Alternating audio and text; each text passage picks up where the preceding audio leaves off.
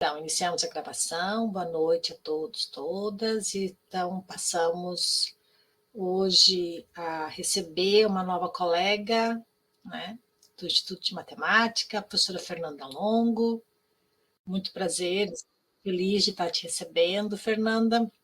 Eu vou ficar aqui nos bastidores para acolher as pessoas e vou passar então para o nosso colega aqui do PPG Bate, para o Fernando fazer a mediação na nossa conversa, que vai ser com certeza muito boa, até que o pessoal está entrando, todo mundo, né? O cineta aqui não para, eu vou sair e deixar então vocês começarem os trabalhos. Bem-vindos.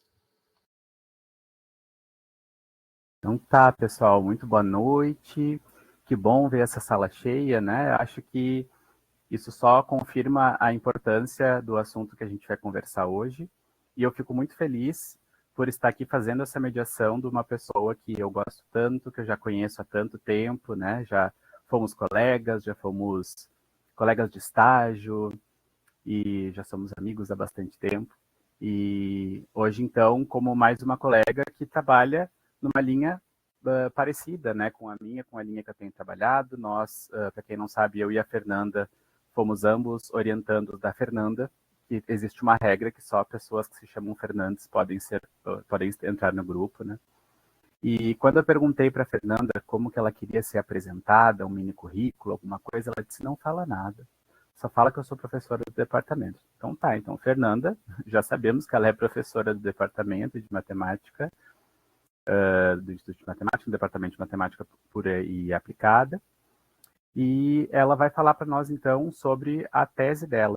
Né? Então, Fer, fique à vontade, se precisar de alguma coisa, estamos aí. Vou ficar controlando aqui o chat, se vocês tiverem alguma pergunta, alguma coisa, daí eu anoto para a gente não se perder, senão depois a gente segue conversando.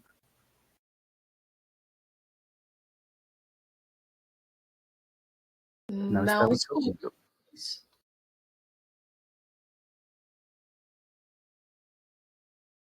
O teu microfone parece aberto, mas a tua voz não sai.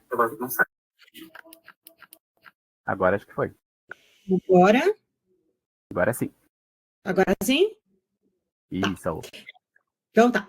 Boa noite, obrigada, Fer, obrigada pelo convite. É uma alegria muito grande estar aqui nesse momento, podendo compartilhar um pouquinho da minha tese, vendo tantos alunos aí, inclusive, na sala, e tantos colegas também.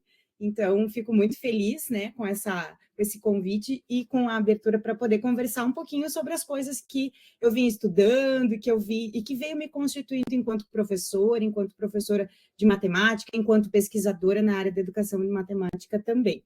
Então, a ideia é que eu fale por um tempinho, eu gosto muito de falar, quem é meu aluno sabe que eu não paro de falar um segundo.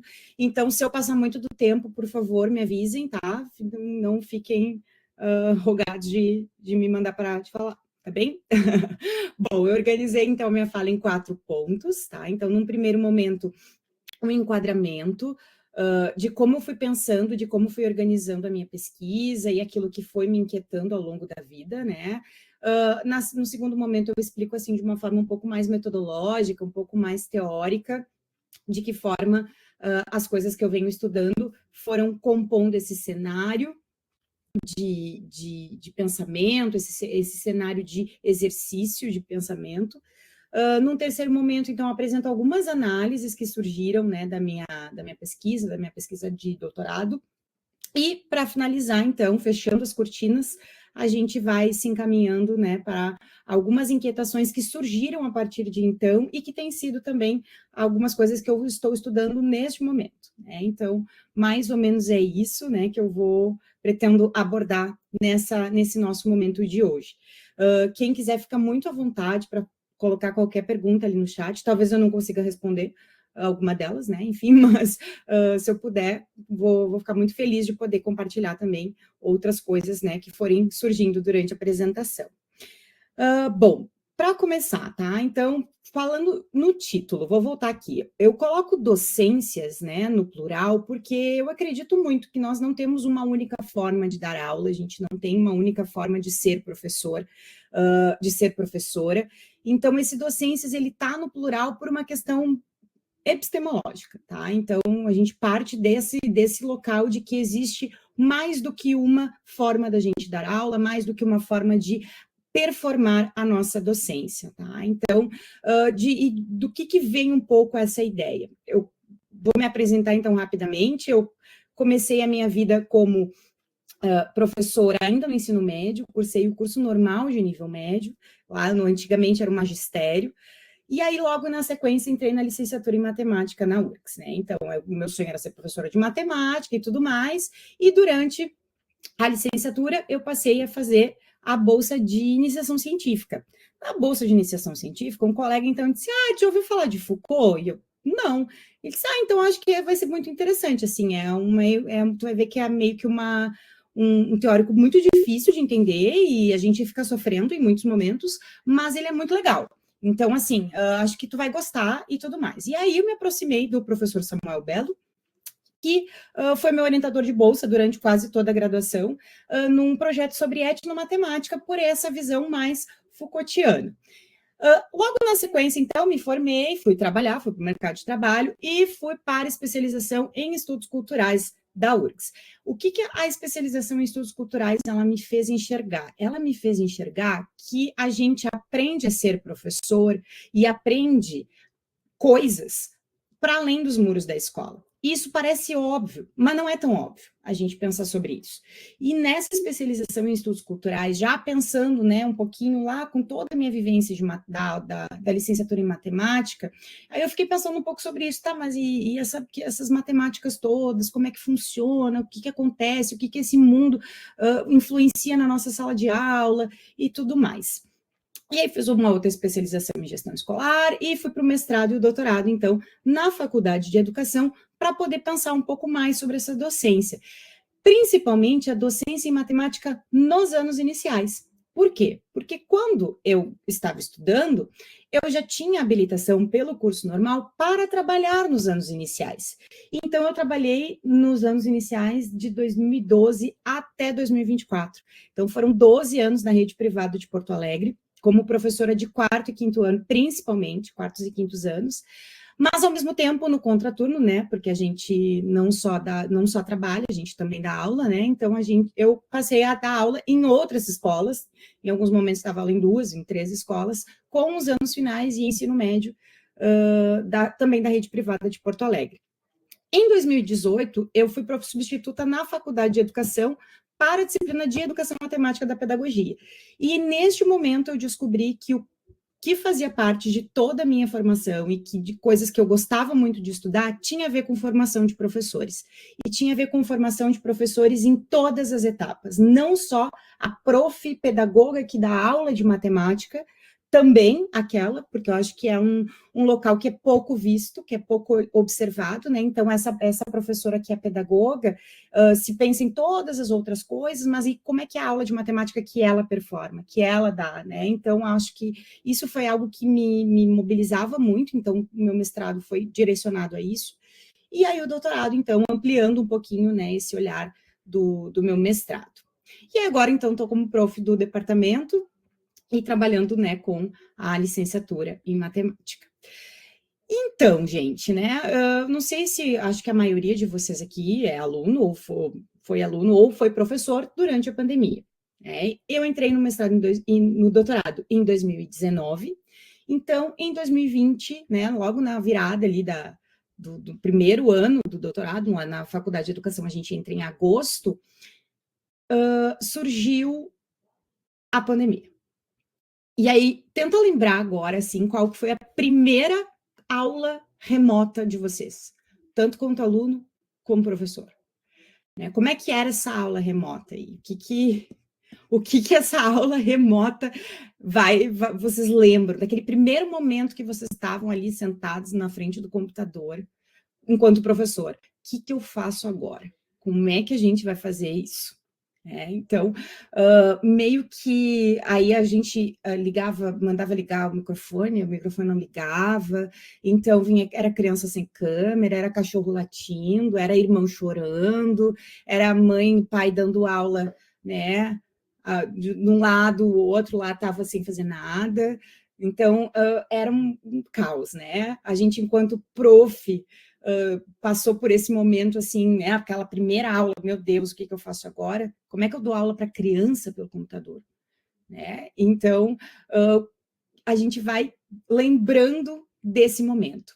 E esse foi um momento de crise, né? Então, um momento decisivo, um momento de desacordo, de perturbação, que obrigou todo mundo a ter uma outra forma de viver, era chamado, inclusive, de um novo normal naquela época, né? Então, esse momento de crise foi algo que mobilizou a minha pesquisa também. Então, antes eu estava pensando em fazer uma determinada pesquisa, e quando veio a pandemia, e esse monte de coisa, né, começou a aparecer, começou a fazer parte da minha vida como professora, eu pensei, não, a pandemia precisa ser estudada.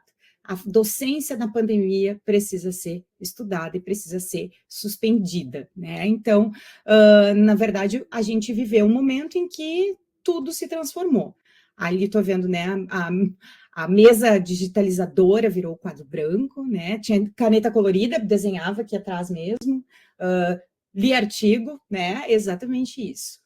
E em alguns momentos, então, eu recorri muito à arte durante meu momento da pandemia, e essa foi uma imagem de um projeto muito interessante que era de arte durante a vida pandêmica, acho que era algo assim, que esse menino de 11 anos faz esse desenho e chama de Aprisionado. Então, ele está preso dentro do vírus, né, e preso de muitas formas, e a gente, enquanto prof, ali preso dentro de casa, ao mesmo tempo preso nas nossas angústias, ao mesmo tempo preso de muitas formas, né? Então, essa foi uma imagem, e eu ficava pensando nos meus alunos, e ficava pensando nos alunos lá da rede pública, que talvez não tivessem nem o que comer, porque muitos iriam para a escola para poder lanchar, para poder ter a alimentação, né, do seu dia. Então, acho que a pandemia ela foi um momento que foi há 5 anos atrás e a gente parece que esqueceu dela, né? E ela ainda tem reverberações bem importantes, né? Principalmente no campo da educação. Então, e aí, pensando sobre isso, né? Pensando sobre a pandemia e sobre aquilo que a gente estava vivendo, eu lembro que muitas notícias começaram a surgir, muitas. Então, era notícia das mortes, falando de mortes, e era uma notícia falando sobre educação. Porque a gente não parou. Nós não paramos de fato. As escolas não pararam, de fato, os professores não pararam. A gente entrou em isolamento e no mesmo dia a gente estava em reunião online para poder decidir como é que a gente ia fazer para continuar o trabalho. Por uma relação de trabalho, por uma relação de não perder o emprego, manter aquele produto que a gente estava oferecendo para as famílias, e também porque não tinha como. Não existiu essa possibilidade. As escolas vão parar totalmente. E acabou. Não se pensa na educação. Isso não entrou na ordem do discurso, né? Então, uma das notícias foi essa: escolas estaduais utilizarão plataformas digitais para manter alunos em atividade. Então, o mais importante era manter alunos em atividade. Como fosse, não sei, mas tinha que manter em atividade. Coronavírus, pais podem pedir suspensão de mensalidades em escolas que não ofereçam atividades remotas. Então, além de tudo, além de toda a angústia, de toda a função que estava acontecendo, né, o medo da questão financeira, da questão mercadológica, ele era muito intenso. Então, quando vinha esse tipo de notícia, a gente, opa, como assim? Eles podem pedir para não pagar, se eles não pagarem a mensalidade, os professores não recebem salário. Então, a roda girava de uma forma muito estranha, né, naquela época. Essa me chamou muita atenção também, porque falava assim, educação A, C e DC, antes da Covid e depois da Covid. Tudo vai ser diferente no ensino depois da Covid-19. Então, a gente pensa, mas tudo o quê? O que é esse tudo que vai ser diferente? A gente vai desmanchar as escolas agora, não vai mais ter sala de aula. Vamos jogar o bebê, a água do banho do bebê, a água da banheira com o bebê junto. É isso que a gente vai fazer, né? Então, vinham essas coisas muito, muito intensas, né? E essa última, mais recente, então, leitura virtual, mudança no currículo, outras ações para tornar o ensino remoto mais qualificado.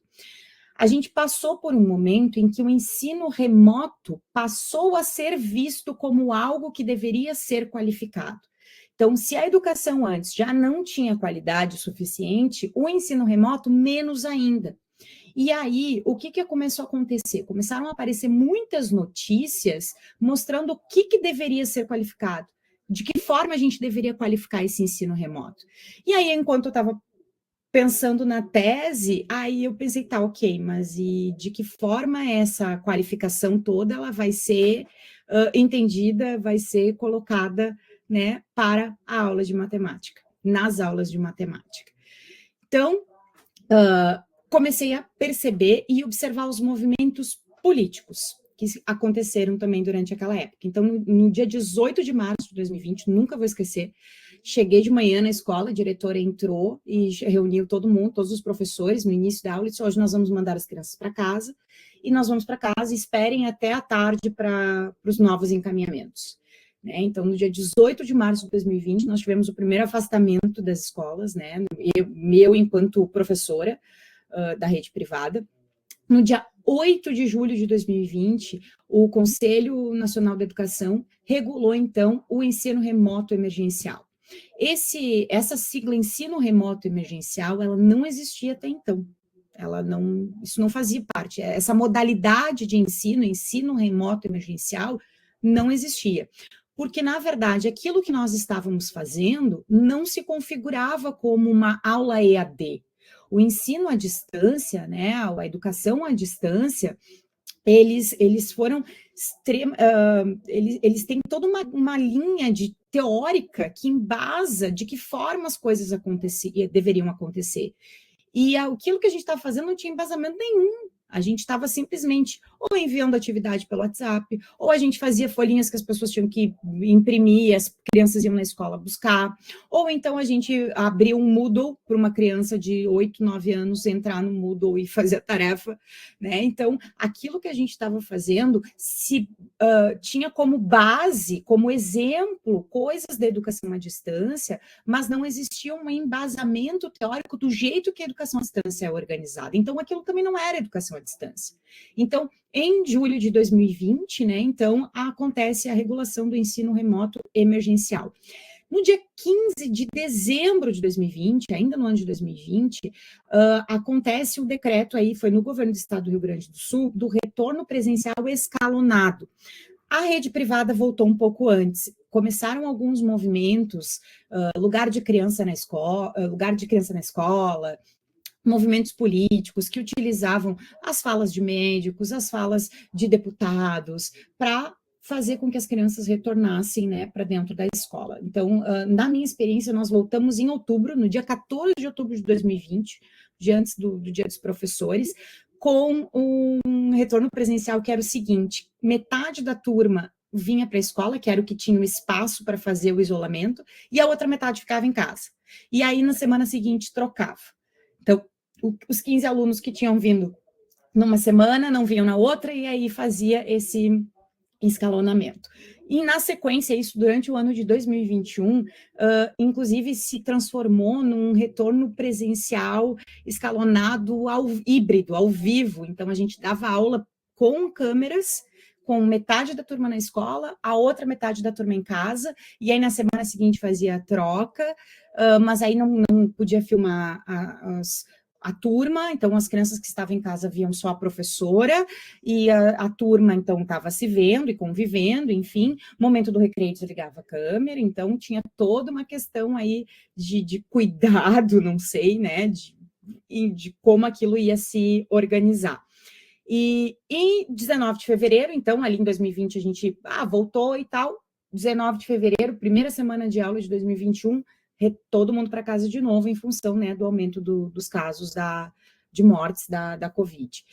E isso ficou, então, em 2021, esses decretos regulando e tudo mais, até que em 2022 acontece o retorno presencial integral, né? Então, eu trouxe aqui algumas fotos, né? Então, essa aqui é essa primeira foto do canto, a gente começou a ter muita tela, então era TV, era mais um computador para poder falar tal coisa, outro computador para poder fazer a projeção, o outro computador, né, para poder escrever.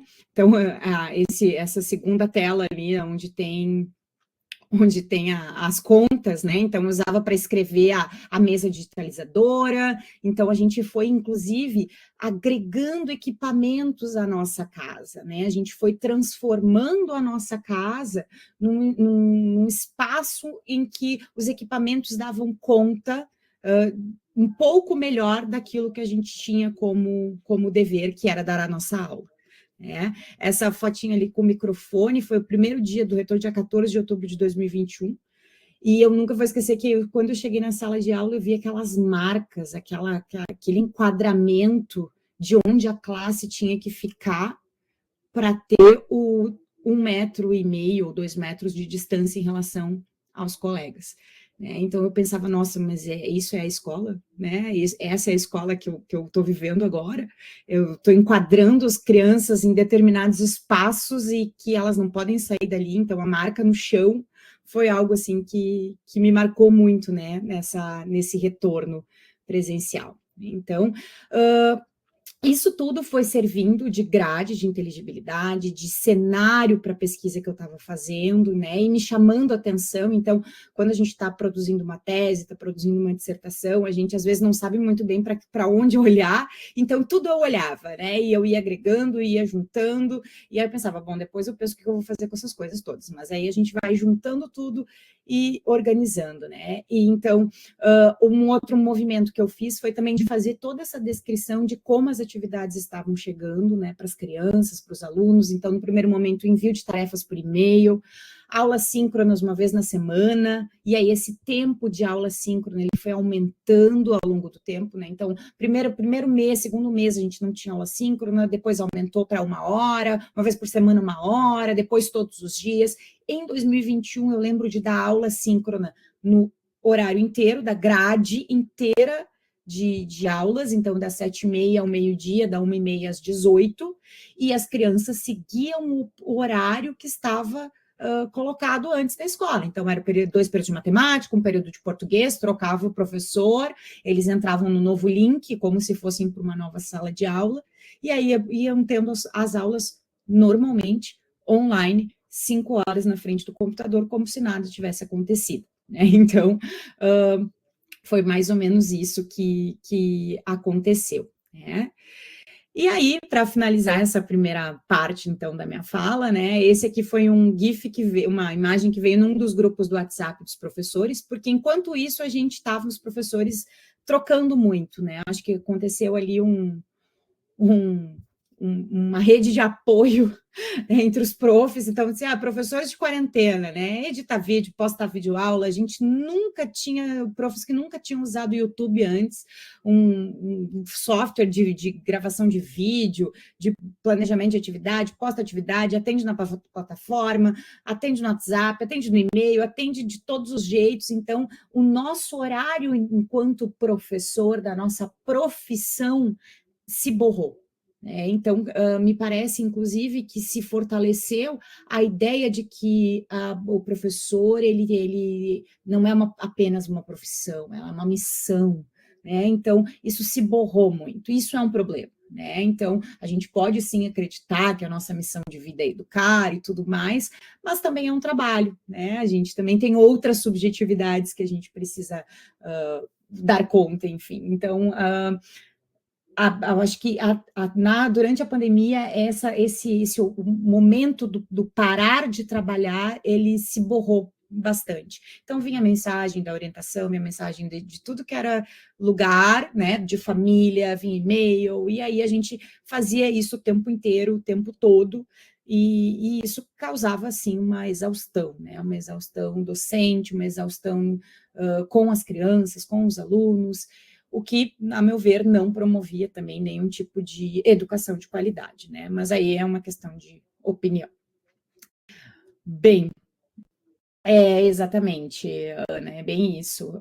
Reforçou muito, assim, que o professor dá conta de tudo, que tudo o professor que resolve, inclusive, aí já vamos falar um pouquinho mais a respeito disso, de que o professor, se não estiver dando certo, a culpa é do professor. Que se não funcionou legal, a culpa era nossa. Né? Então, acho que isso é algo que apareceu, inclusive, como um resultado da minha pesquisa. Então, a gente apareceu, né, nesse momento, como essa docência que eu chamei, então, né, eu consegui ali subjetivar como uma docência ciborgue, ou seja, não é uma metáfora de futuro, assim, uma metáfora futurista que eu fiz, mas eu tentar descrever um pouquinho esse sujeito que ele precisa ser leve, que ele precisa engajar, mas que ele também tem que ser firme, né? Que ele tem que manter os alunos ali, fazendo as tarefas, entregando todas as tarefas no Moodle. É um professor que é criativo, que inventa muitas formas de ensinar, mas que também é muito técnico, que ele tem que saber editar o vídeo, ele tem que saber postar, ele tem que saber a melhor forma de apresentar os conteúdos, ele é emotivo, ele tem que levar em consideração todo o momento que está sendo vivido, mas ele tem que ser objetivo ao mesmo tempo, ele tem que avaliar aquele aluno no momento de crise pandêmica, né? E ele é flexível, tudo bem, se não entregou agora, mas tem que entregar em algum momento, e ele é exato. Né? Então, essa mistura desse professor, dessa docência que envolve até em alguns momentos um quezinho de máquina, né? Mas que ao mesmo tempo carrega todas essas outras marcas da docência, da criatividade, da emoção, da flexibilidade, que é um rastro do neoliberalismo na sociedade contemporânea. Tá? Espero que tenha ficado claro até aqui. Tá? E aí, para tudo isso, né, para poder entender tudo isso, para poder organizar todas essas coisas que eu estava vivendo, né, que eu compartilhei aqui com vocês um pouquinho, eu fui estudar um pouquinho da filosofia de Michel Foucault, né, e das ideias de racionalidade neoliberal do Dardot e do Laval, principalmente. Então, a minha tese, o meu trabalho, ele tem um cunho filosófico e sociológico. Tá? E então, acho que esses dois cunhos, o filosófico e o sociológico, eles me ajudaram a conseguir chegar em algumas conclusões. Essas conclusões que eu vou apresentar, elas não são, assim, verdades absolutas. Não, são problematizações, né, que foram feitas ali a partir daquilo que eu tenho como material empírico e que fazem parte, a meu ver, sim, de uma racionalidade neoliberal, que vai nos constituindo enquanto sujeitos de uma época, que analisa as relações de poder, que vão dizer o que pode, o que não pode, de quem é a culpa de determinadas coisas, né? Então, para poder chegar às conclusões que eu cheguei, né, e poder falar dessa docência ciborgue, eu parti desses dois conceitos, tá? Então, rapidamente, para conceituar o neoliberalismo, né, o Dardot e o Laval falam que não se trata somente de políticas econômicas, monetaristas ou de austeridade, mas de uma mercantilização das relações sociais, da ditadura dos mercados financeiros. Trata-se mais fundamentalmente de uma racionalidade política que se tornou mundial e que consistia em impor, por parte dos governos, na economia, na sociedade, no próprio Estado, a lógica do capital, até a converter nas formas das subjetividades e na norma das existências.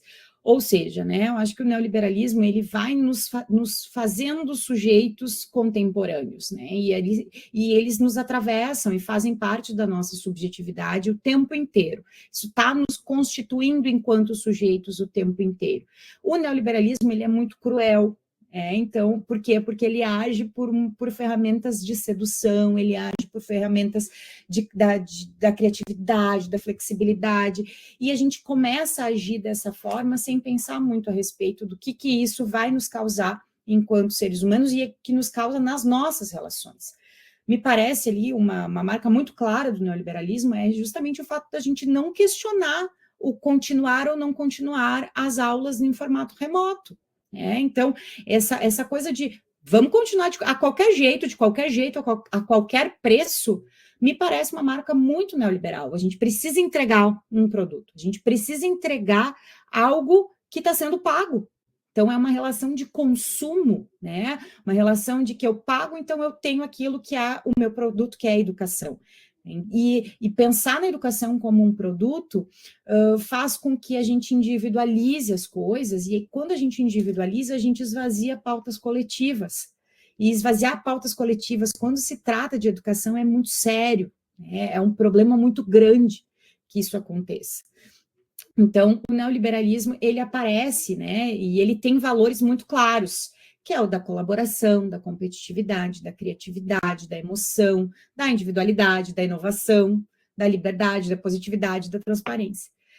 Esses valores neoliberais, né, eles não é que eles são ruins, que a gente é contra tudo isso, muito pelo contrário, sou super a favor da colaboração, sou super a favor de coisas criativas, né, mas é pensar de que forma isso está sendo utilizado para que eu me subjetive enquanto uma pessoa que está usando a criatividade para produzir coisas boas com as outras pessoas, né? Então, é pensar de que forma isso me impacta. Acho que é um pouco esse o caminho.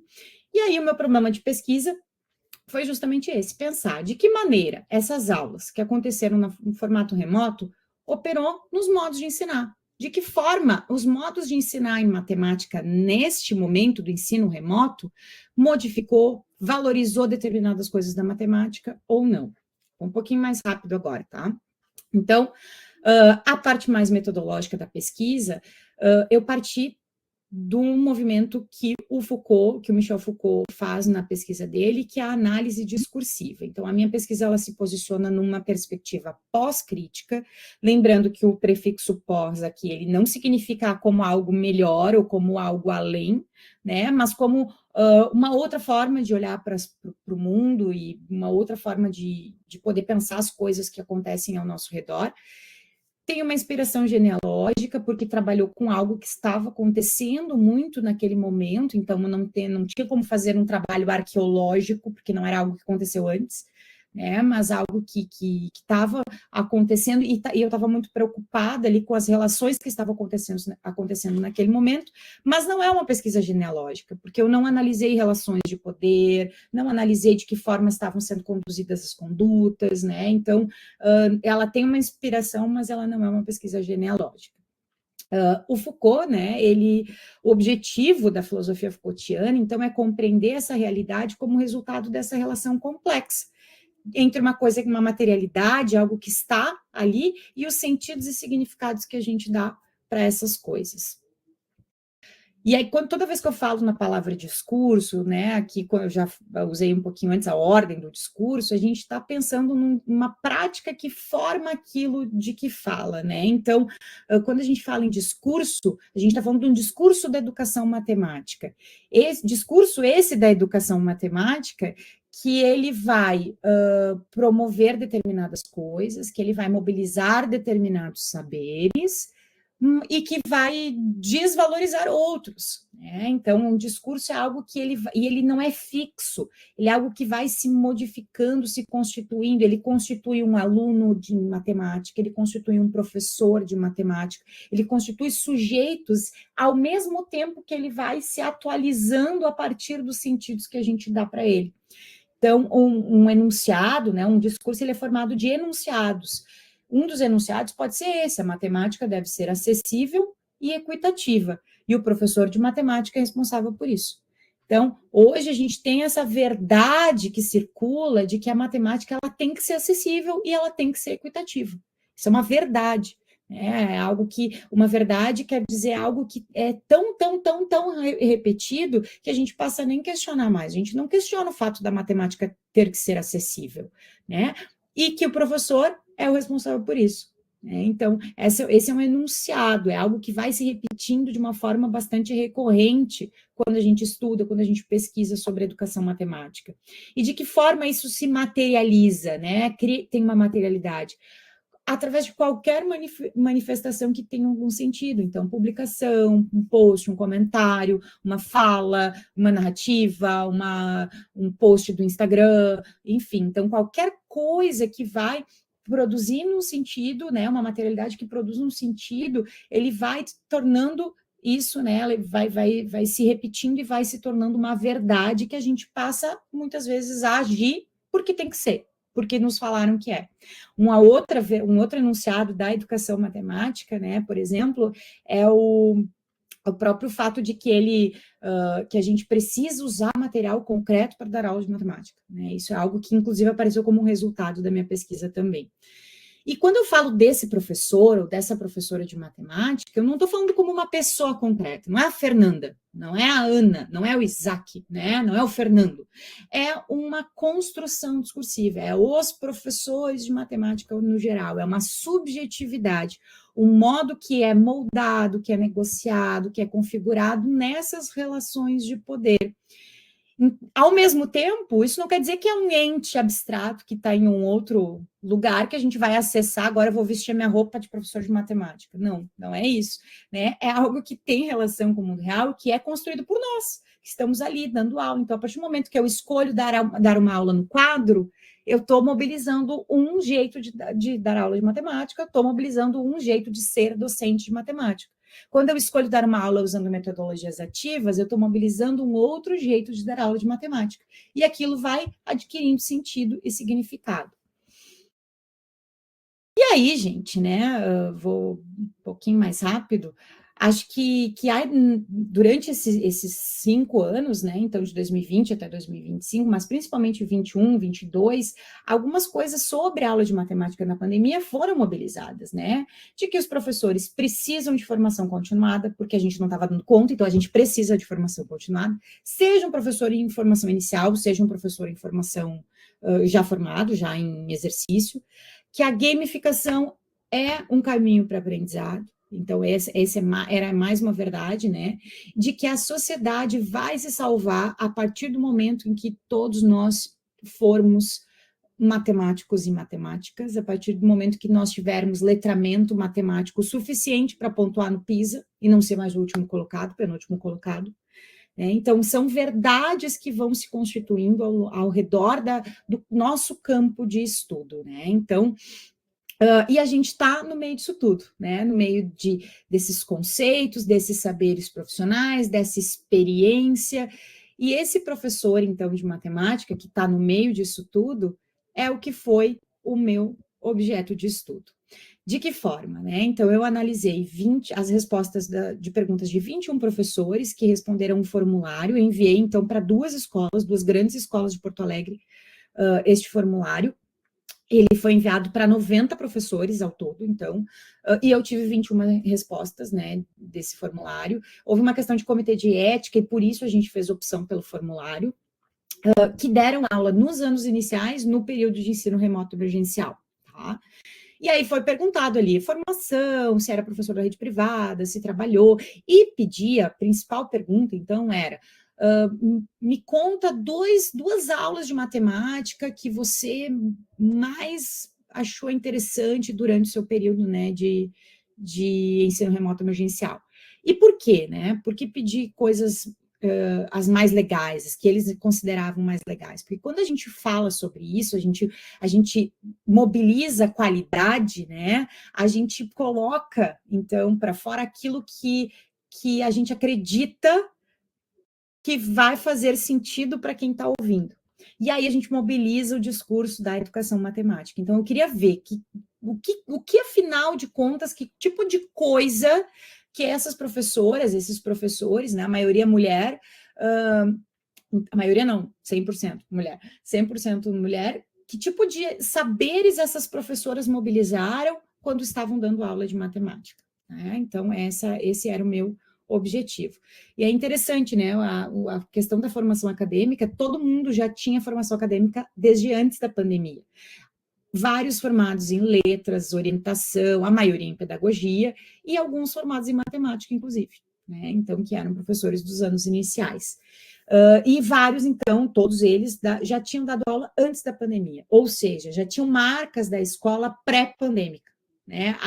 Da escola AC, como dizia a notícia de jornal antes ali. E aí, como é que eu fiz isso, né? Então, eu peguei esse material e fui analisando, procurando palavras e ideias que se repetiam, que práticas foram escolhidas como aula de qualidade e que assuntos da matemática escolar mais surgiram, mais apareceram nessas falas. E aí, gente, vem agora um pouquinho dos relatos, tá? Então, uma das coisas que mais apareceu em todos os relatos era a questão da reinvenção.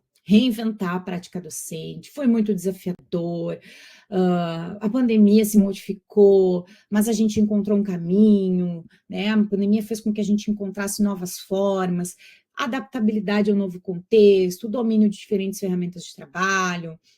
Não estávamos preparados para esse momento, aprendemos várias tecnologias, recursos, aplicativos, de qualquer forma, em todas as áreas, descobrimos maneiras diferentes de ensinar, usamos muitos recursos, garantimos a segurança da imagem. Como é que a gente faz isso? Tem os problemas de internet, o excesso de exposição, como é que fica a participação das famílias nesse processo? Porque a gente tinha de tudo, né? Desde a família, a mãe que sentava do lado e assistia a aula junto com a criança e corrigia a professora, desde a família que nem sabia que a criança estava logada no computador. Né? Então, nós tínhamos de tudo, de todos os jeitos. Então, isso foi algo que apareceu muito nas respostas também, né? Foi necessário adaptar-se aos novos recursos e programas, questões bem técnicas, saber como operar a ferramenta. Então, esses excertos, eles demonstram o quê? Um desejo de aprender algo novo, a necessidade da flexibilidade, essa vontade de fazer dar certo através dessa sedução, da forma de engajar, eu preciso que eles estejam ali, então eu vou aprender os recursos, eu vou aprender toda essa parte para que os alunos consigam aprender alguma coisa. Né? O uso das tecnologias foram indispensáveis para a performance docente durante esse momento de pandemia. Gente, nada disso é ruim, tá? A gente não pode, não estou querendo que vocês pensem que eu estou fazendo um juízo de valor, muito pelo contrário.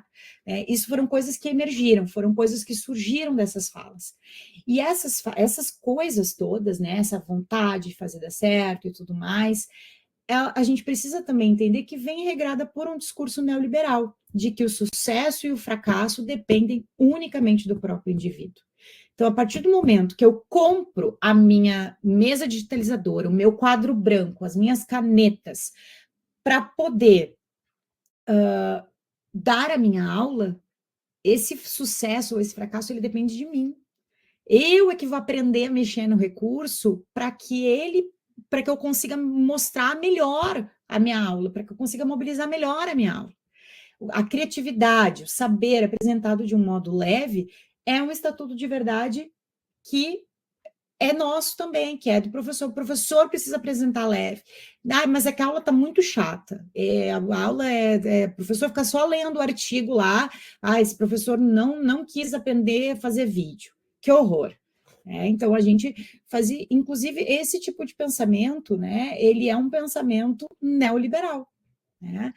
Essa leveza toda, né? Então, essa coisa da gente, olá, bom dia, boa tarde, hoje nós vamos fazer muitas coisas legais, ela se tornava pesada, porque para dar conta daquilo que é mobilizado pelo neoliberalismo, essa docência da pandemia, a gente tinha que ensinar o tempo todo, entrando em conflito com o binômio do ensino-aprendizado. Então, a nossa preocupação maior enquanto professor era, sim, se o aluno estava aprendendo, mas mais do que nunca era o ensino. De que forma nós vamos ensinar? Então, eu preciso dar conta disso tudo antes, para depois me preocupar com o aprendizado. Então, acho que isso é algo que apareceu bastante. E aí, nesse meio tempo, então, né, falei um pouquinho já da docência ciborgue, mas por que eu pensei nessa ideia? Eu fui ler o manifesto ciborgue da Donna Haraway bem no meio, né? Bem no meio da minha tese ali, e eu pensei, gente, faz muito sentido isso, né? Então, o ciborgue, o que ele é? Ele é a composição entre o corpo humano e um componente não orgânico, que melhora, que amplia a habilidade, que corrige as imperfeições e deficiências. Esses dois autores, Siqueira e Medeiros, inclusive, dizem que todos nós somos ciborgues, porque eu uso um óculos para poder enxergar melhor, eu uso, sei lá, um aparelho no ouvido para poder ouvir melhor, né? Então, todos nós temos, de alguma forma, a gente corrige ou melhora algo em nós mesmos. E para mim fez muito sentido pensar nisso, né? Porque aí, para mim, essa docência ciborgue, ela se constitui, então, desse sujeito que articula essas diferentes possibilidades, que foi na aula remota, no caso, com o conhecimento e com os métodos de ensino. Então, eu utilizo tudo aquilo da docência que eu já sei e eu preciso, de alguma forma, fazer com que ela funcione, né? E aí eu vou usar as tecnologias, eu vou usar o engajamento, eu vou usar a metodologia ativa para transformar a minha aula em algo melhor, digamos assim, né? Para corrigir esse problema que a pandemia me impôs, que é o afastamento, né? Então, a docência ciborgue, ela mais ou menos se configurou por aí. Então, um sujeito que se utiliza da tecnologia, né, para trazer a leveza, a sedução, mas que ele não se torna outro. Ele não se torna um outro professor, né? Ele configura-se como esse professor que amplia o acesso, né, que mantém a educação acontecendo, o projeto educativo continua acontecendo, mas que não inventou algo novo, não é inventiva, né? Ela é reinventada, já que para se preservar, para preservar-se, ela precisa ser inovadora, protagonista, adaptável e flexível. Então, ela preserva essa docência, mas ela não inventa algo novo. Não foi algo que, acho que a ideia de invenção, acho que a gente não se reinventou durante a pandemia, né? Não no sentido normal da palavra, mas no sentido mais filosófico da palavra. A gente teve, sim, um movimento diferente, um movimento não de ação contínua, mas um movimento estático, né? de mudança estática. E aí, quando a gente fala da matemática, né? Então, os relatos falam mais ou menos isso, assim, a gente... Crianças passeando pela casa, procurando por números no cômodo, fazendo registro, mostrando para os colegas, foi um momento de descoberta, de encantamento. Então, propostas que traziam esse olhar da matemática para a sua casa, né? Nossa sala de aula foi além das nossas mesas de escritório, fomos para as cozinhas, né? Fazer a pizza, fazer o bolo de caneca, retomada do conteúdo da adição e subtração, como deixar esse momento um pouco mais físico, mais palpável. Então, a gente pode observar aqui a necessidade de enxergar a matemática em tudo, que é uma verdade da educação matemática. A gente dizer que a matemática está em tudo e que ela pode ser vista em tudo, né? Isso também responde a um imperativo de que a gente precisa deixar a matemática acessível a todos, por exemplo. Então, a professora lança a mão daquilo que está ao seu alcance, né? Usa quadro branco, contava morangos, usava pipoca, né?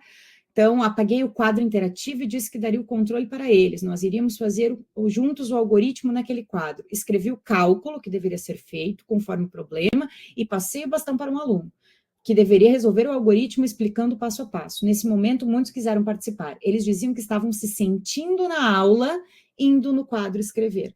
Então, o movimento do aluno sentir-se na aula, ou seja, aquilo que a gente estava fazendo não estava configurando uma aula, né, pelo relato dessa professora. O que esses excertos, então, demonstram, né? A presença, claro, que, gente, eu trouxe apenas um recorte, mas tem muitos outros mais, tá? Presença do uso do material concreto, do registro, de que a matemática está em tudo, nos rodeia, na nossa casa, na nossa vida. Mais uma vez, a necessidade da flexibilidade, da adaptação, a apresentação de conteúdos de uma forma leve, interativa, através de jogos, através de movimento, uso das tecnologias, mais uma vez, indispensável, né? Para performance docente, e uma transposição, né? Uma transposição do movimento da escola, da aula que eu dava lá na minha sala de aula, para esse espaço digital. Então, eu vou usar aquilo tudo que eu já sei e vou transpor a minha aula para esse momento digital, né? A escola, então, né, configurada nesse ensino remoto emergencial, pelas minhas conclusões, ela se configurou de uma forma diferente da escola regular. Ela não respondeu às mesmas regras, né, do jogo, que são conhecidas e compartilhadas em função das questões de tempo, por um tempo. Eu acho que depois de um tempo isso acabou se alterando um pouquinho. O material concreto, seja ele da cultura escolar ou não, foram utilizados para facilitar o aprendizado das crianças. Então, eu usava o morango para contar, para fazer conta de subtração. Mas não é a mesma coisa do que usar o material dourado, porque o material dourado tem todo um pensamento de como ele é organizado, né? Então, eu juntar 10 morangos não é a mesma coisa que eu juntar os 10 cubinhos do material dourado. Então, esse ensino de matemática durante a pandemia, ele manteve as suas bases nas teorizações construtivistas, que é muito forte na nossa área, né? E tem um motivo para ser, não é à toa. né, que existe esse movimento. E ao enunciar que a matemática está em tudo, né, a gente está reforçando um caráter ahistórico e universal de saberes matemáticos, o que faz com que a gente, então, coloque a matemática grega ocidental como sendo hegemônica, né? E aí a gente passa a não enxergar mais nada como matemática, o que é um contrassenso em relação ao ver matemática em tudo, né? Então, acho que são algumas verdades da nossa área que a gente ainda pode questionar e conversar a respeito. Estou me encaminhando para o final, tá, gente? Falei que eu falo bastante, mas estou me organizando, falta 2 minutinhos. Bom, a gente vê, então, enquanto as professoras se empenharam em resolver o problema que tinham, ensinar matemática, e, a meu ver, de uma forma brilhante.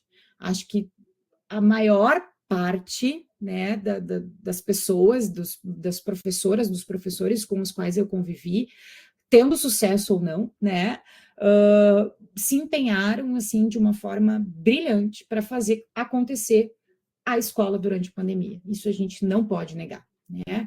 Então, seja comprando a mesa, tinha gente que filmava 3, 4, 5 vezes o mesmo vídeo porque não sabia editar. Então, errei, começa de novo, né? Então, aí errei, não vai dar. Gente que usava o azulejo da cozinha como quadro, que era onde dava para apagar, né? Então, acho que houve assim, um movimento por parte do professorado em geral muito, muito grande, né? E que merece, sim, ser exaltado. Né? Por outro lado, né, a gente também precisa pensar que todo esse movimento, a gente esvaziou, inclusive, algumas pautas coletivas que a gente poderia ter conseguido pensar melhor juntos, porque a gente estava individualizado. Né, individualizado por um discurso neoliberal, que nos colocava numa situação de que eu preciso fazer. Em alguns momentos, alguns professores não compartilhavam mais as coisas porque queriam fazer a aula mais legal para aparecer no Instagram, né? A melhor aula, a aula mais engraçada, mais legal, que os meus filhos gostaram mais. Então, na rede privada, principalmente, isso acontecia, né? Então, acho que são movimentos, assim, que aconteceram durante esse momento também. Acho que o comprar mesa, né, o quadro virtual, foram importantes ferramentas, e essas ações, então, que imitam a sala de aula real, mostram o quanto a docência ciborgue, né, essa docência que corrige, que é meio máquina, meio humana, encontrou terreno nas aulas de matemática. As professoras utilizaram-se do vídeo, do quadro, do passo a passo do algoritmo na apresentação da aula para aprimorar a entrega do conteúdo, para aprimorar a entrega daquilo que estava ensinando, ampliar o acesso ao conhecimento, né? Mas não tornaram-se outras pessoas, né? Elas continuaram sendo a professora que ensina matemática daquele mesmo jeito que dava aula na escola, mas que melhorou, né, ou corrigiu, nesse caso, através da tecnologia, né? Então, o ensino remoto emergencial provocou efeitos no modo de ser docente de matemática durante a pandemia, que mobilizou verdades ambivalentes a respeito da educação e da docência, funcionando como uma ferramenta para a produção da docência ciborgue, que se alinha com as premissas do neoliberalismo acerca da flexibilidade, adaptação e leveza, ao mesmo tempo que promove os saberes matemáticos enquanto universais e ahistóricos. Então, essa foi a minha tese da tese, né? Então, a minha conclusão, né, desse meu estudo. E engraçado, né, que muita coisa, assim, eu olhando hoje para a tese, olhando para esse material, já vem outras coisas na minha cabeça também, que poderiam ser analisadas e que poderiam ser discutidas, né? Vou passar essa parte rapidinho. E agora, né? Então, o que a gente faz com tudo isso? Pois então, depois de estudar tudo isso, de pensar muito, né, a respeito dessas coisas, dessa docência da pandemia, e ela foi uma docência que eu vivi com muita intensidade, porque eu estava, né, além de estudando, eu estava como professora nos 2 turnos, eu tinha 48 períodos, 49 períodos ao todo ali naquele momento, então era algo que me mobilizava muito, que eu vivi com muita intensidade. Eu pensei, tá, mas e agora? O que eu faço com tudo isso que eu descobri? E aí eu comecei a pensar, e algo que apareceu muito durante a tese, que eu não tive perna para poder discutir, era a questão da inovação, né? Que aí eu pensei, nossa, isso é outra tese, que é bom. Afinal de contas, de que forma a gente entende a inovação?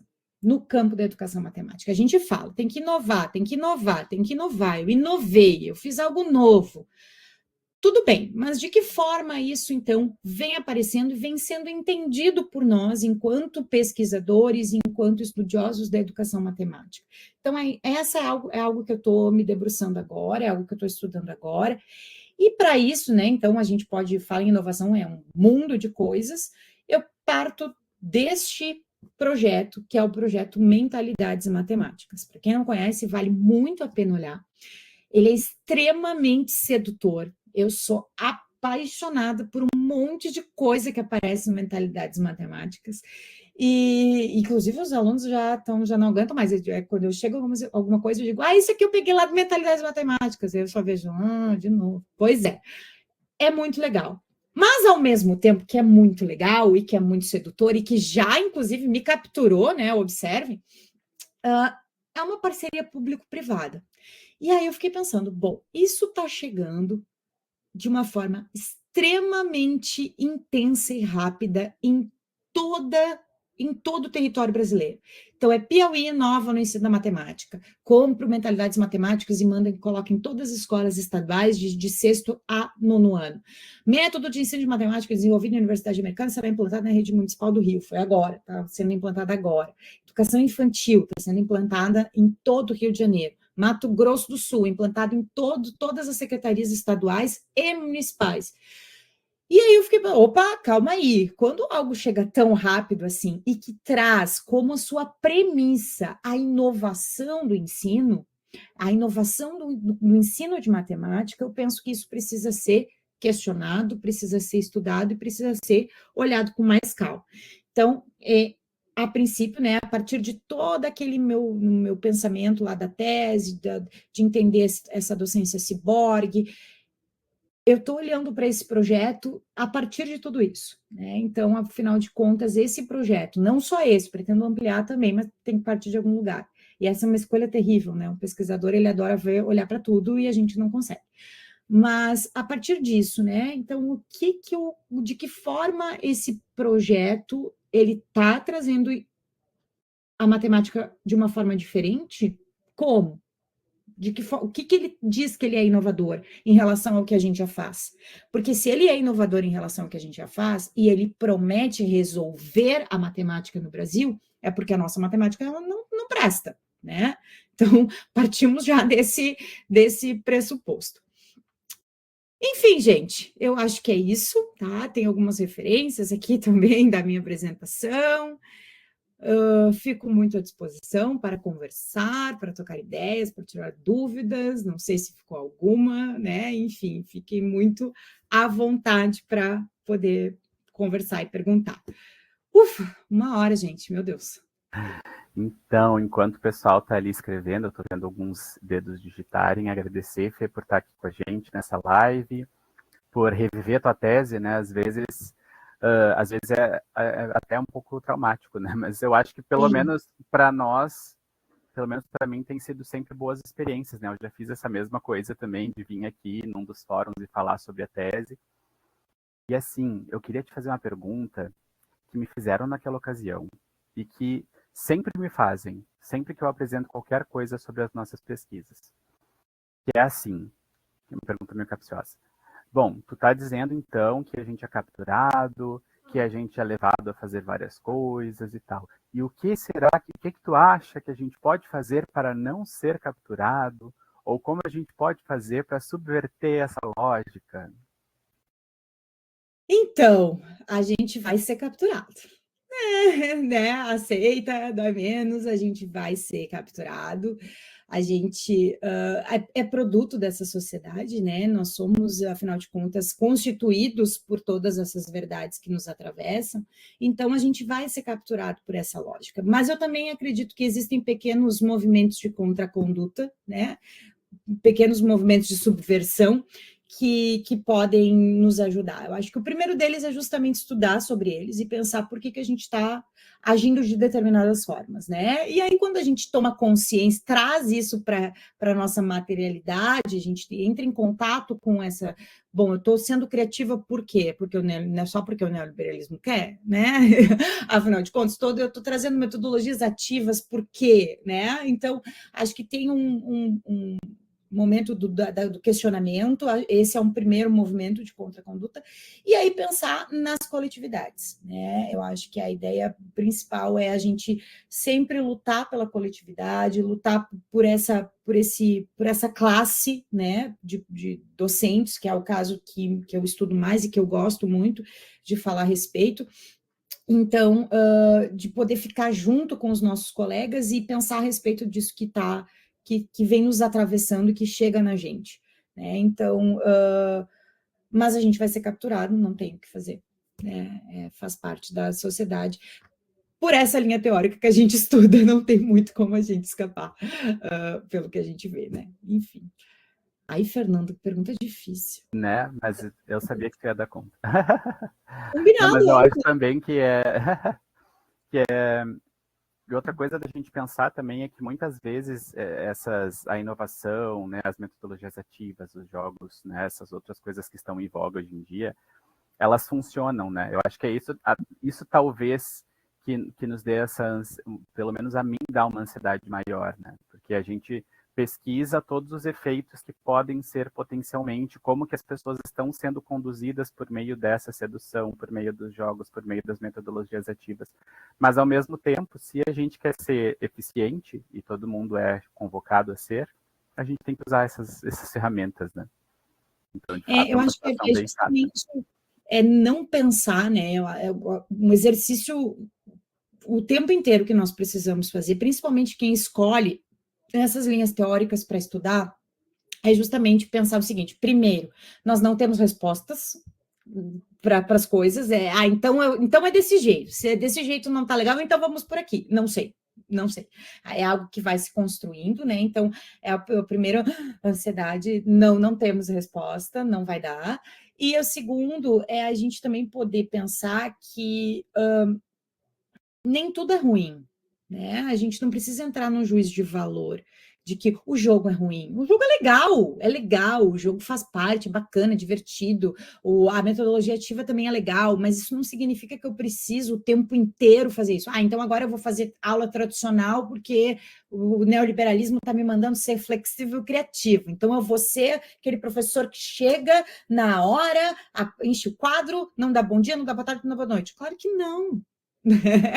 Eu acho que é algo que a gente pode pensar a respeito. Acho que isso é uma coisa, né? Essa perspectiva teórica, ela nos faz pensar e nos faz suspender essas coisas, e ao mesmo tempo ok, eu estou agindo dessa forma porque sim, eu quero ter uma eficiência, eu quero que os meus alunos aprendam, eu quero que eles consigam se desenvolver, mas eu também quero que eles pensem sobre isso. Então, quando eu me dou conta disso e eu faço os meus alunos pensarem, eu estou desenvolvendo senso crítico. Eles não vão aceitar tudo tão fácil, né? Então, acho que é isso, assim, é pensar sobre isso, trazer para a realidade, mas por que a gente está fazendo isso, afinal de contas? Por que estamos, assim, agindo dessa forma? Né? A quem isso interessa? Que vai interessar a alguém, né? Então, a quem? Né? Interessa a alguém que quer que a gente venda mais? Que a gente consuma mais? Né? Então, e o neoliberalismo, ele é muito cruel, então, enfim... Acho que é um pouco disso. Total. E eu acho que essa é a grande sacada da nossa linha, né? A gente não vai necessariamente propor, aliás, a gente nem deve propor coisas, né? Ou dizer o que fazer, qual é o melhor caminho, mas a gente vai trazendo coisas para as pessoas pensarem, e daí elas fazem o que elas quiserem com aquilo.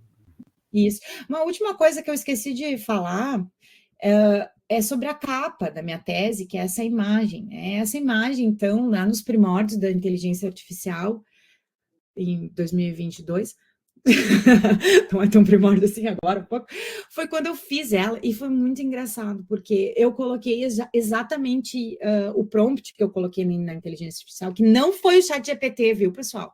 Foi uma outra de geração de imagem, me deu uma imagem que mostra um professor dando aula de matemática na pandemia. Foi isso que eu coloquei como prompt, só.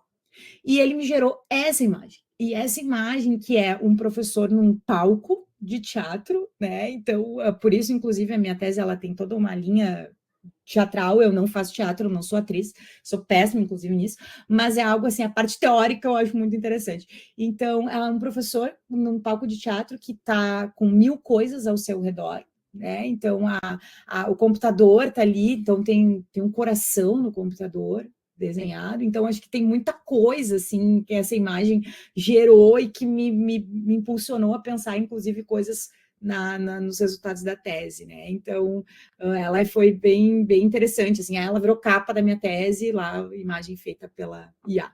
E foi só esse o prompt que eu usei, achei bem interessante. Então tá, gente. É isso, pessoal. Tivemos alguns comentários, né? Mas acho que já lemos, já não veio mais nenhuma pergunta. Podemos encerrar, então, pessoal, por hoje? Não, Fernando. Não? Claro que não. Dá um tempo aí para a galera perguntar. Abre as perguntas. Só estou esperando aqui, senão eu já faço.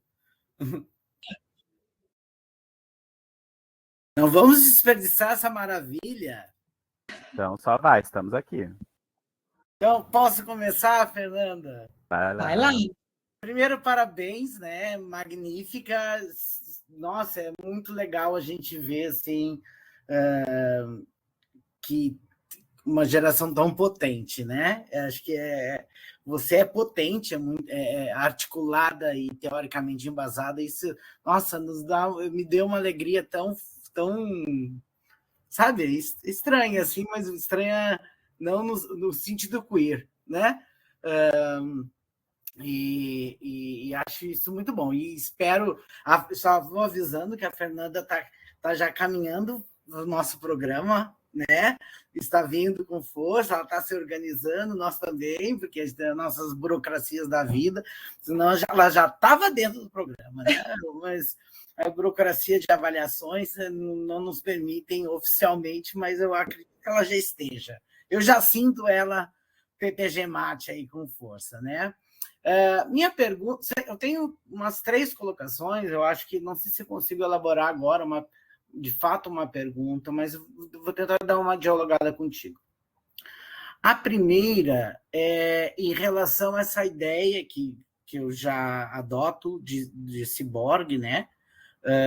Da Dana Haraway, no sentido, no caso dela, com mais força, no sentido de nós realmente já inserirmos coisas artificiais, né? Então a gente bota botox, a gente faz vários procedimentos estéticos, e agora a gente, com as pesquisas recentes, a gente ingere microplásticos. Então dizer que a gente não é ciborgue não cabe mais, né? E também porque a gente está o tempo todo com isso, se a gente não tem isso, e agora mesmo a gente está aqui, ou seja, que é uma herança também da pandemia, né? Que ao mesmo tempo que prejudica, facilita, porque a gente está em casa, né? Talvez muitos aqui não conseguissem estar numa sala de aula no IME, por exemplo, se fosse um fórum à noite lá no Instituto de Matemática e Estatística. Então, isso, e com uma audiência aí bem legal, a gente está muito feliz com isso. Bem, a minha primeira pergunta é: de que forma você acha que você não chama de consciência, eu entendo, né? Essa materialidade dada na vida dessas pessoas. Ontem mesmo, Samuel esteve na disciplina de metodologia e te citou, inclusive, né, falando das questões de pós-estruturalismo. Na minha vertente, eu vou chamar de consciência, né, de trazer essa ter ciência de que maneira você viu nos seus dados, eu não sei se foi só o formulário, né, ou se tu teve interação, entrevista com essas docentes, né, de que maneira essa materialidade se deu no sentido crítico. Essa é a minha primeira pergunta, assim. Como que elas perceberam o quanto esse movimento que que as fizeram dar essa aula magnânima, né? Estava enraizada com vertentes neoliberais, por exemplo, né? Se isso se aflorou ou não. Por que essa é a minha primeira pergunta? Porque eu vejo, por exemplo, os discursos, né, que já está uma materialidade das metodologias ativas, um discurso que, na verdade, ele, a meu ver, ele é vazio, porque as metodologias ativas a vida inteira a gente já teve, né? Só deram um nome bonito porque é um nome vendável, ok? Agora, se põe na boca de todo mundo, então o que eu faço? Metodologia ativa, né? Como se qualquer outra coisa fosse ruim, né? E ao mesmo tempo sem questionar, né? Auto-questionar o que é isso, né? Por que eu estou botando esse nome por botar? Porque qual, de fato, entre aspas, não seria essa palavra que eu não gosto, mas eficiência daquilo que eu estou fazendo, eu estou dizendo que eu estou fazendo. Então, a primeira coisa é essa ideia de consciência. A segunda coisa que eu queria te provocar é como essa materialidade se reverteu, né, na tua prática hoje. Então, essas são as duas primeiras. Depois a gente conversa mais. Então, vamos lá. Não sei se eu vou conseguir responder. Vocês ficam fazendo pergunta difícil para mim, que feio isso. Vamos lá. Eu acho que na fala das profs, tá, Maurício? Elas não se dão conta desse tipo de coisa, de que existe uma raiz neoliberal, né? De que eu preciso continuar fazendo porque o neoliberalismo me diz para fazer, né?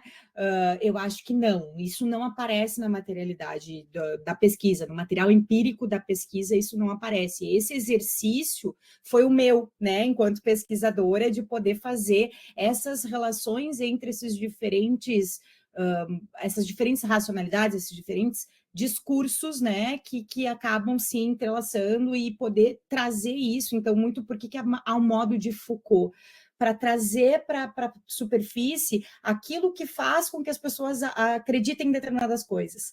Então, essa foi a tentativa da minha tese, né, de poder mostrar esse tipo de relação que existe entre aquilo que o neoliberalismo está colocado e de que forma ele vai agindo no dia a dia, né, nessas falas das professoras. Não teve, sabe que a questão da minha tese, ela não era nada a respeito disso, ela era completamente diferente. Inclusive, a minha ideia era de narrativas, de cartas, era uma troca de cartas e tudo mais, e eu caí no comitê de ética. E o comitê de ética, naquele ano, eu caí na medicina. E o pessoal da medicina que fez a análise do meu projeto disse nem pensar. Não pode, porque não sei o quê, porque pesquisa com seres humanos e que não sei o quê, porque como é que tu vai garantir isso, e colocaram uma lista enorme de coisas que a gente teria que refazer para poder acontecer a pesquisa. E aí, por uma escolha muito deliberada e triste ao mesmo tempo, a gente não tinha tempo suficiente em função também do meu trabalho, né, porque eu trabalhava e ao mesmo tempo fazia tese, acabou que a gente não optou por fazer de outra forma. Então, eu não tive interação com as pessoas. Entretanto, eram minhas colegas. Então, era das duas escolas em que eu trabalhava. Então, eram duas escolas muito grandes e que tinham um número muito grande de professores dos anos iniciais. Então, assim, eu acabava vendo e sabendo, meio que sem querer, né, quem é que tinha respondido, não sabia quem era a pessoa que tinha me respondido, mas eu sabia, a pessoa, respondi a tua pesquisa, nananã. Então, eu acabava vendo, inclusive, no dia a dia ali, né, esse tipo de conversa, esse tipo de coisa. Mas eu acho que não aconteceu essa reflexão a respeito do eu estou fazendo isso porque o neoliberalismo quer, mas eu estou fazendo isso porque eu quero manter meu emprego. Eu estou fazendo isso porque a gente tem que ser flexível. Eu estou fazendo isso porque a gente tem que se adaptar. né? Então, acho que nesse sentido, assim, é algo que apareceu muito, isso deu para ver nas falas, né, das professoras. Uma das perguntas, até passei super rápido ali, mas uma das perguntas do formulário eram perguntas abertas, né? Então, pedi ali para elas narrarem e tudo mais, elas mandaram realmente textos muito grandes, assim. Uma delas era assim: qual foi o seu desafio, né, durante a pandemia? E ali foi onde aconteceu esse movimento mais psicológico, né? Foi muito desafiador, foi muito difícil, então tinha essa preocupação. Num primeiro momento eu não queria abrir a câmera, eu me sentia invadida, minha casa estava sendo invadida pelas famílias, então elas trouxeram muitas outras coisas, assim, que daria, assim, para analisar de muitas outras formas, inclusive, né? Então, algo que nesse sentido não apareceu. E no meu caso, né, enquanto prof, eu era criativa, eu usava a casa das crianças, fazia exatamente o que elas estavam falando ali, eu também fazia, entendeu? Então, acho que eu também acabava sendo, sem querer, né, um sujeito daquele movimento ali, daquela pesquisa, né, enfim. Claro, não fiz a resposta do formulário, não tem material meu ali, né, mas eu me identificava em muitas das falas delas, né, então, mas eu me lembro que ao mesmo tempo, assim, puxa vida, e aí quando eu estava escrevendo, principalmente teve uma situação que é mais engraçada, que é das pipocas, que aí a prof disse, foi a aula mais, e foi citada em mais de uma professora. Eu fiz uma aula muito legal de pipocas, em que as crianças, então, eu pedi para elas fazerem 20 pipocas, e aí elas tinham que comer 5, e anotar 20 menos 5, igual a 15. E aí depois elas tinham que comer mais 5 pipocas, e aí tinha que anotar 15 menos 5, igual a 10. E aí eu fiz uma análise a respeito disso, questionando justamente o fato de que, quando eu como pipocas, não necessariamente estou fazendo uma subtração. Uma criança pode pensar que ela está comendo a pipoca e a gente não come uma por uma. A gente come de punhado, né? Eu estou comendo a pipoca, ela continua em mim, ela está na minha barriga, né? Ela não foi embora. Eu não subtraí nada. Subtraí como, né? Então, e aí eu fui pensando assim, gente... Adicionei na minha boca. Entende? Essas coisas que a gente propõe sem pensar, sabe? Sem refletir de por que a gente está fazendo, simplesmente pelo fato de adaptar, de flexibilizar. Então, nesse sentido, desculpe, nesse sentido, eu passei a pensar um pouco mais sobre as propostas que eu faço, inclusive, né, enquanto prof de matemática. Então, começar a pensar, tá, mas vamos lá, por que eu estou propondo isso? E qual é o embasamento teórico disso? Né? Onde é que está o embasamento? Eu estou fazendo isso por quê? Né? Então, acho que poder questionar um pouco mais aquilo que a gente faz enquanto professor é algo que é importante. Eu acho que, para mim, a minha tese me provocou isso, né? Então, respondendo a tua segunda pergunta, hoje eu penso muito assim, tipo, por que eu vou fazer isso? Eu vou usar uma metodologia muito legal, tá? Mas por quê? O que eu quero provocar nos meus alunos com isso? Né? Qual é o meu objetivo em fazer isso? E eu acho que naquele momento da pandemia a gente pensou muito pouco. Era um momento de ação, não era um momento de reflexão, né? Era um momento que a gente estava agindo, e a gente acabou, né, fazendo muita coisa errada, inclusive, também. Mas tudo bem, faz parte, estamos aí, agora podendo pensar a respeito disso. Não sei se respondi a pergunta. Claro, respondeu. A minha, assim, que despertou minha curiosidade, né? E aí, minha sugestão, além dessa nova ideia, que é pesquisar sobre inovação, né? Eu não sei se tem na tese, tem que ler, porque eu não li, infelizmente, mas vou ver se eu consigo um escape para ler. Discutir isso com mais força, no sentido assim, você acaba de dizer que naquela época foi uma época de ação, até inclusive por o tempo que nos exigiam, né? E aí eu tinha que tomar atitudes e me eram impostas aquelas atitudes, sem refletir, por exemplo, que a internet quem pagava era eu e o meu emprego estava dizendo para eu usar. Mas não vi escola nenhuma que bancou a internet né? Ninguém bancou a mesa digitalizadora de ninguém, entendeu? Então, assim, tudo era você estava pagando neoliberalismo nesse sentido também, a exploração do trabalho, né? Então, assim, e aí o quanto também, em termos midiáticos, que eu gostaria de ter isso com... Eu não tenho tempo, senão eu me mergulharia disso também, né? Eu tenho tanta pesquisa, então, já que é tua, eu sugiro que eu adoraria ler a respeito. Do tipo, eu até falo isso em algum momento de alguma apresentação minha, não sei se eu botei em algum texto, justamente esse exemplo que tu usou dos azulejos, né? Da professora que usou os azulejos como quadro. E isso foi extremamente romantizado. Muito. Nossa, que professora criativa e maravilhosa, olha o que ela faz, né? Como se aquilo fosse legal. Não, gente, ela está na casa dela, ela está tendo que usar os azulejos porque ela não tem condições de fazer diferente, porque o suporte de trabalho dela não foi esse. Né? Então, assim, isso não é só para agora, porque a gente pensa assim, pô, a pandemia, 5 anos atrás. Não, são relações que podem ser feitas, inclusive agora, com as enchentes de novo. Com certeza. Né? Então, a gente não tem os dados que não foram produzidos com as enchentes, mas pode ter certeza, né? E a romantização também de uma enfermeira que estava num bote indo lá para dar vacina para alguém, entende? Não que aquilo não seja um ato humano, mas a romantização da profissão tem que ter um outro quê atrás também. Né? Não é que, olha que legal. Não, não é legal, é porque não teve recurso, não teve suporte, e ela mesmo assim está indo lá. Ok, mas chamar atenção para esse tipo de coisa, a gente tem mais fazer logo, né? Então, parabéns, maravilhosa, e a mediação aqui do Fernando também, uma pergunta show, fico muito feliz mesmo por esse fórum. Obrigado, Fê. Obrigada, Maurício. Não, eu acho que é justamente isso, assim, a ideia da romantização. Isso eu trouxe um pouquinho na tese, em um dos artigos que saiu da tese, porque a tese é um negócio que ela não termina, né? Tu não consegue dar ponto final para o negócio. E aí tu fica pensando a respeito dela, e às vezes é isso, é bem traumático voltar para ela, porque tu tipo, por que eu não falei sobre isso? E a romantização desses problemas é algo que eu toquei na tese, e eu não desenvolvi, mas eu desenvolvi no artigo depois. Eu acho que deve estar saindo por agora, na Alexandria, agora, dessa próximo mês.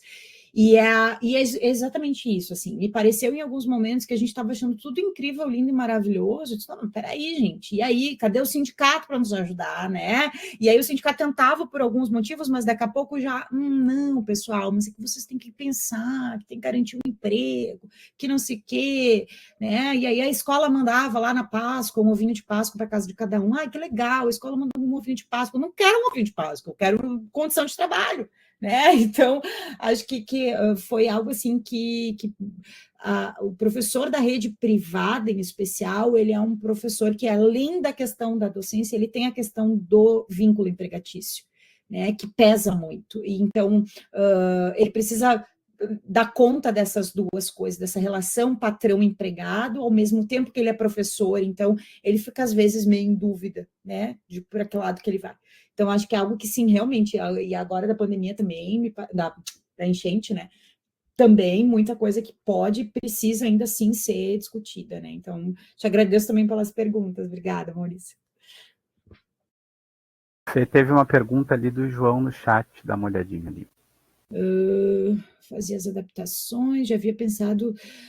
Então, João, não tinha pensado. Eu comecei a pensar sobre isso a partir do momento que eu fiz uma disciplina com um professor no mestrado, um professor chamado Alfredo Veiga Neto, que estava traduzindo, que é um professor da URGS, bastante famoso e tudo mais, que estava falando a respeito sobre isso, sobre neoliberalismo e tudo mais, que para mim é algo assim que, né, o pessoal que é da história, que é dessa linha mais geografia e tal, estuda um pouco mais sobre isso. Eu, que era da matemática, não tinha muito ouvido falar a respeito. E aí, quando eu comecei a ouvir ele falar a respeito do neoliberalismo e dos efeitos do neoliberalismo na educação, foi quando eu comecei, então, a estudar um pouco mais sobre isso e a pensar as relações com a matemática.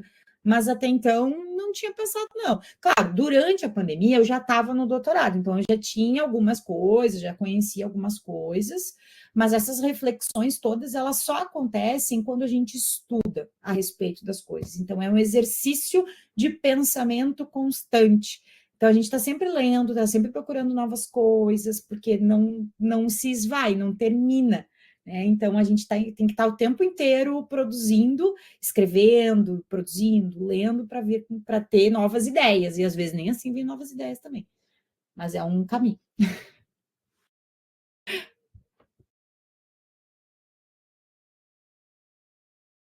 A Sara ali está dizendo teve a romantização da precarização das condições de trabalho, né? Já falamos bastante. E o João complementou agora. Ó, você trouxe uma perspectiva muito interessante sobre o neoliberalismo que eu não havia refletido muito antes. Agradeço. Vocês têm mais alguma dúvida, mais alguma pergunta? A gente vai... Pois é, pessoal, temos aí espaço.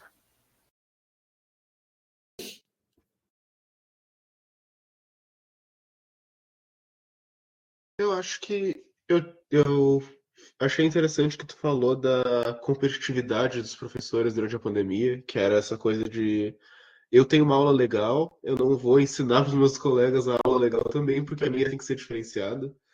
E isso é uma das coisas que tipo, parece que é menos incentivada nos cursos de formação de professores, né? Nos cursos de formação de professores, eles dizem: ah, tem material de milhares de professores, tu disponibiliza os teus, faz relato, faz relatório, se conseguir juntar 20 professores para assistir as aulas uns dos outros e conversar sobre. Então, é engraçado assim que, tipo, depois que tu forma numa faculdade que te insiste que tu faça isso por anos, tipo, integra com teus professores, integra com teus colegas, faz isso todo mundo junto, tu chega numa situação de pandemia e o teu instinto é, tipo, vou pegar pra mim, vou guardar isso pra eu ser diferente. Eu acho estranho, assim, e parece que não é só mau caratismo também, de certa forma. Então, tu se sentiu tentada a agir assim, de alguma forma? Então, Isaac, eu não, por quê, né? Porque eu adoro compartilhar tudo que eu tenho e de compartilhar e pegar a coisa dos outros, entendeu? E ao mesmo tempo. Então, eu acho que no meu caso não aconteceu, tá? Inclusive, as minhas colegas dizem assim: ai, a gente precisa de alguém para ensinar a usar o Moodle. Aí eu dizia: eu sei usar, vem comigo que eu ensino e tal. Então, era algo assim que eu compartilhava muito, mas sim, Isaac, acontece, né? Então, a rede privada ela é uma rede que acho que na pública acontece menos, mas aí eu não sei, tá? Aí não tenho essa experiência, a minha experiência da rede privada, que em alguns momentos acontecia, sim, de ter uma competitividade que é um produto do neoliberalismo, que a gente precisa ser mais eficiente, mostrar isso de uma forma melhor, e a gente vem ainda agora, eu acho que tem uma nova camada, que é a camada da rede social, que além da gente ter que ser eficiente, a gente tem que mostrar que é eficiente. Né? Então, essa coisa do mostrar, do ser, então isso traz propaganda para a escola. Né? Ah, naquela escola tem uma professora incrível, olha o que ela fez. Né? Então, é algo que acontecia bastante e que é uma pena realmente. Né? E sim, a gente, enquanto universidade, precisa lutar ainda contra isso o tempo inteiro, e a gente vai continuar dizendo para vocês, compartilhem, se ajudem, né? Porque eu acho que esse é o caminho, o melhor caminho. O João complementa: raramente é mau caratismo. O sucesso do neoliberalismo, pelo que eu estudei, veio justamente da sua integração na sociedade com o status quo, como se fosse a natureza do ser humano. Meio sem querer, né? Em alguns momentos. Em alguns momentos. Acho que a Beth está com a mão levantada, Fer. A Beth está com a mão levantada. Fala, Beth. Oi, estão me ouvindo? Sim. Então, eu queria agradecer a Fernanda, também gostei muito de te ouvir, muito interessante toda a reflexão que tu traz, né? Agora, o que eu estou pensando, assim, é como a lógica, o neoliberalismo, ele traz sempre... Ele traz a lógica do privado para o público. E, na verdade, é um movimento de ida e volta, né? Porque se a gente pensar as metodologias ativas, elas têm origem na escola pública. Tá? Tem origem numa escola pública, quer ser democrática, quer que todos aprendam, e aí a lógica do neoliberalismo transforma isso em mercadoria, alguma coisa que pode ser privatizada, vendida, enfim, que uns vão fazer melhor que outros, etc. E aí, em seguida, a gente tem a volta, né? Porque essa lógica do professor querer ser melhor que o outro, como a escola quer se apresentar como mais eficiente, né? Isso eu vejo que está chegando nas escolas públicas, chega em parte das escolas públicas pela lógica da avaliação em larga escala. O Hipólito tem falado bastante nisso, né? Auto-intensificação do trabalho docente, ou seja, o professor que se obriga a ser cada vez mais eficiente para corresponder à lógica. Mas então, o que tu está dizendo me ajuda a pensar que, de fato, a pauta toda da avaliação em larga escala é a pauta a lógica do privado trazida para o público. Né? Eu acho que... E como que a gente pode resistir? Eu sei que não é o tema da tua tese, já entendi, a tua tese não está preocupada, mas nós, pessoas, nós temos que resistir, porque eu estou escrevendo sobre isso, estou insistindo todo o tempo com alunos, com colegas, que a gente tem que bater nas avaliações em larga escala, mas, de fato, elas hoje são hegemônicas, as pessoas, inclusive porque as pessoas acreditam que elas avaliam, né, a qualidade do ensino. Eu acho que um dos grandes desafios seria a gente construir uma outra pauta sobre o que é qualidade do ensino. E talvez até essa discussão das metodologias, ela pode ajudar bastante, porque ela complica um pouco a discussão da qualidade, né? A qualidade não é só o aluno saber mais, também é o aluno se divertir, participar. Ok, interessante. Como é que a gente pode... Então, isso não vai ser medido na prova. Então, talvez a gente possa usar tudo isso para complicar mais o cenário e desmontar essa lógica de que é possível comparar as escolas pelas provas. Isso eu acho que seria um grande avanço se a gente conseguisse, né? Agora, eu tenho um reparo, Fernanda, não posso deixar de fazer. Tá. Tu usaste várias vezes a palavra entrega, ela está muito na moda, todo mundo fala entrega, fulano entregou um show. Como é que é a Lady Gaga entregou? Puxa vida. Não, ela fez, as pessoas fizeram, porque entrega é bem, para mim, é uma palavra da relação de consumo, né? Tem um consumidor e eu entrego para o consumidor alguma coisa. Então, eu acho que em relação a esses detalhes assim, da linguagem, a gente também pode fazer um esforço de